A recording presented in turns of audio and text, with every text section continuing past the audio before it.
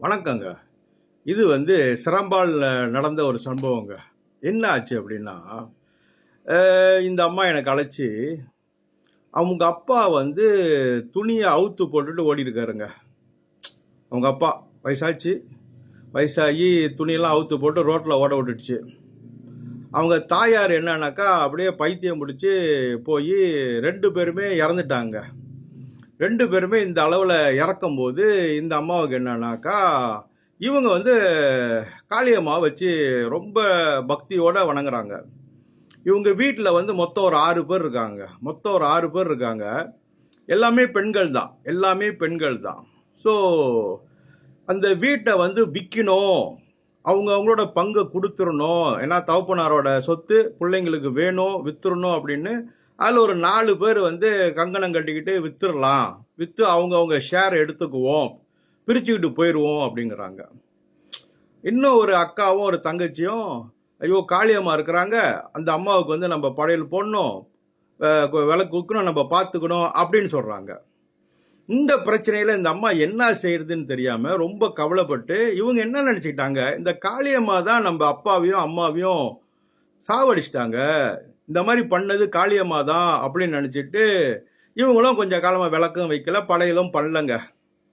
அப்புறம் என்னதான் செய்யறது அப்படின்னா, அங்க ஒரு இறப்பும் வேற நடந்திருக்கு. அப்ப அந்த இறப்புக்கு பிறகு, ஆமா அவங்க தாப்பனாரோட இறப்பு தான், அந்த தாப்பனார் இறக்கு பிறகு இவங்க காரியங்கள் சரியா அம்மாவை கவனிக்கல.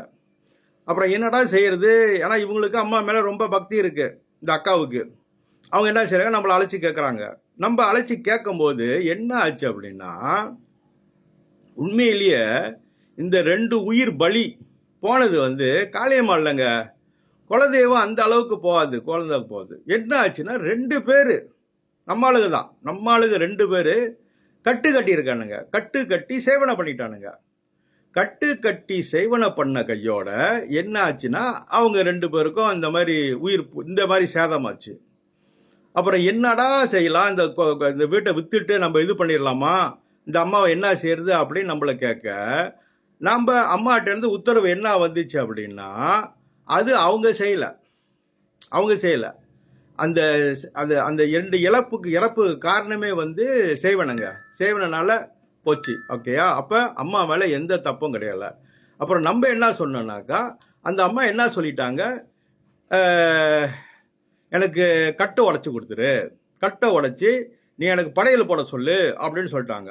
அப்புறம் நான் உங்கள்கிட்ட சொல்லிட்டேன், இந்த மாதிரி இருக்குங்க, நான் கட்டை உடைச்சு கொடுத்துட்றேன், உங்க தகப்பனார் போனது அம்மாவோட காரணம் இல்லை, நீங்க அவங்க மேல கோச்சிக்க வேணாம், இது நடந்தது 2 ஆசாமிகள் இந்த மாதிரி வேலைப்பாடை பண்ணியிருக்காங்க, கட்டை ஊத்து அபிஷேகம் பண்ணிட்டு நீங்க பூஜை போட்டீங்கன்னா, படையல் போட்டீங்கன்னா எல்லாம் சரியா வரும், அவங்க பாத்துக்கிறேன் அப்படின்ட்டாங்க அப்படின்ட்டு சொன்னேன்.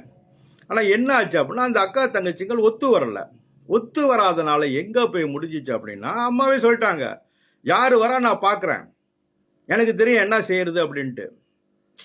ஸோ அவங்களும் கொஞ்சம் ரொம்ப உக்கரமா இருக்கிறாங்க. ஏன்னா அது போனதுல இருந்து படையல் போடாம அவங்கள கவனிக்காம இருந்தனால ரொம்ப உக்கரத்துல இருக்கிறாங்க, மகா உக்கரத்துல இருக்காங்க. இவங்க உக்கரம் ஒரு பக்கம், செய்வன இன்னொரு பக்கம். அப்ப 2ம் சேர்ந்துச்சுன்னா அந்த குடும்பம் என்னத்துக்கு ஆகும்? ஸோ இந்த மாதிரி குலதெய்வத்தை வச்சிருக்கிறவங்க பார்த்துங்க, யாராவது இறப்பு அது இது அப்படின்ட்டாக்கா, நீங்க சாஸ்திர சம்பிரதாயம் இருக்கு, 16 இருக்கு, 30 இருக்கு, 40 இருக்குன்ட்டு ஒரு கதை இருக்கு. நான் எண்ணெயை வச்சேன், இதை வச்சேன், அதை வச்சேன்னு சொல்றாங்க. ஆனா தெய்வம் அங்கதாங்க இருக்கு. நீங்க தெய்வத்துக்கு செய்ய வேண்டியதை செய்யுங்க, உங்க சொந்த இது. அதே மாதிரி உங்களுக்குள்ளேயும் தெய்வம் இருக்கு.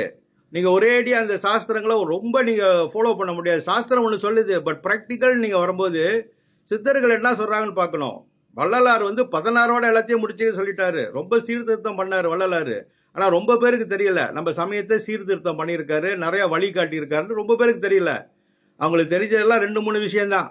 ஜீவகாருண்யம், கொல்லாமை, இதுதான். ஜீவகாருண்யம் ஒழுக்கம், நல்லா சாப்பாடு போடணும், உயிரை கொல்லக்கூடாது, சைவமா இருக்கணும், இது 3ல மட்டும் நின்றுக்கிட்டாங்க. ஆனா வள்ளலார் என்ன சொன்னாரோ அதை செய்யல. என்ன சொன்னாரோ சாதனையில அவங்க இறங்கல, இதுல இறங்கிட்டாங்க. நன்றி, வணக்கம். எதா இருந்தாலும் நம்மளை அழைச்சி கேட்டுக்கலாம். இதை ஷேர் பண்ணுங்க, 4 பேருக்கு போய் சேர்த்தோம். இந்த குலதெய்வ விஷயம் தெரிஞ்சுங்க.